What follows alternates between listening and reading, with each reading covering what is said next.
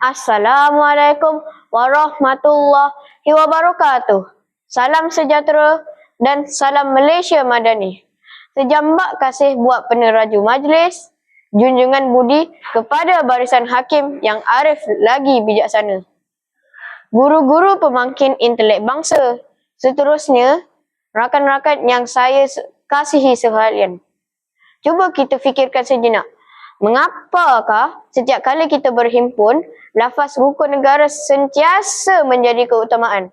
Adakah sekadar pengelengkap majlis? Atau hanya sekadar kata-kata? Sudah tentu tidak. Rukun negara yang diperkenalkan pada tahun 1970 bukan sekadar 5 prinsip untuk dilafazkan, tetapi merupakan kompas moral yang memandukan rakyat Malaysia agar terus hidup bersatu padu walaupun berbeza kaum, agama dan budaya. Justru pada hari ini, izinkan saya mengupas mauduk pidato peranan rukun negara dalam membangunkan masyarakat yang bersatu padu.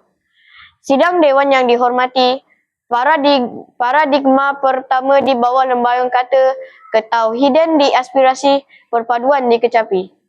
Imam An-Nabawi pernah berpesan, kepercayaan kepada Tuhan ialah cahaya yang menerangi hati dan kekuatan yang menguatkan jiwa. Punjanga Melayu turut mengingatkan, tegak rumah kerana sendi, runtuh sendi rumah binasa. Tegak berbangsa kerana budi, runtuh budi, runtuhlah bangsa. Prinsip pertama rukun negara, kepercayaan kepada Tuhan, mengajarkan kita supaya saling menghormati walaupun berlainan agama dan kepercayaan. Setiap agama menyuruh umatnya agar mengamalkan kejujuran, kasih sayang, hormat menghormati dan tolong menolong. Apabila nilai-nilai murni diamalkan, hubungan sesama masyarakat akan menjadi lebih erat. Seterusnya, melahirkan sebuah negara yang aman, harmoni dan bersatu padu. Sidang Dewan yang dimuliakan, paradigma kedua di bawah lembayung kata, kesetiaan diutamakan, negara dimartabatkan.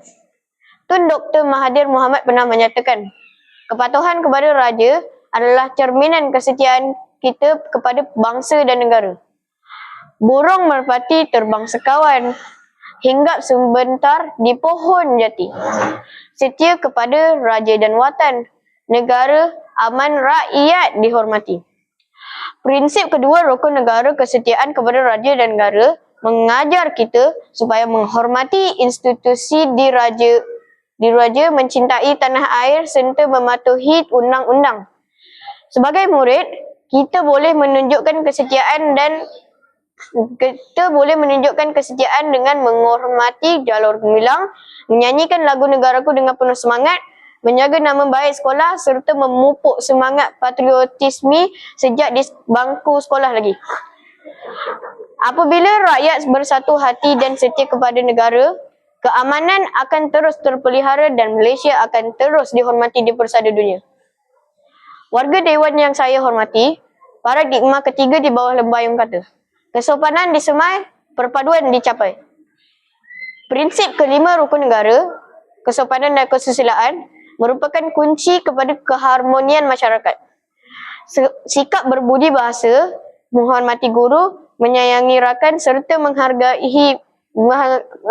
budaya masyarakat lain akan mengeratkan hubungan sesama kita.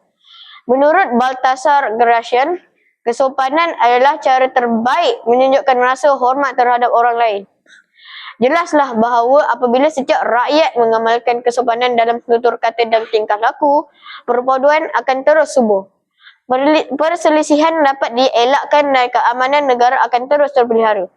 Sidang Dewan yang saya muliakan, sebagai penutup bicara, marilah kita menghayati 3 prinsip rukun negara yang telah saya huraikan, iaitu kepercayaan kepada Tuhan, kesetiaan kepada raja dan negara serta kesopanan dan kesusilaan. Jadikanlah rukun negara bukan sekadar lafaz ketika perhimpunan, tetapi amalan dalam kehidupan seharian. Bersatu kita teguh, bercerai kita roboh. Sekian, terima kasih. Wabillahi taufiq wal hidayah. Assalamualaikum warahmatullahi wabarakatuh.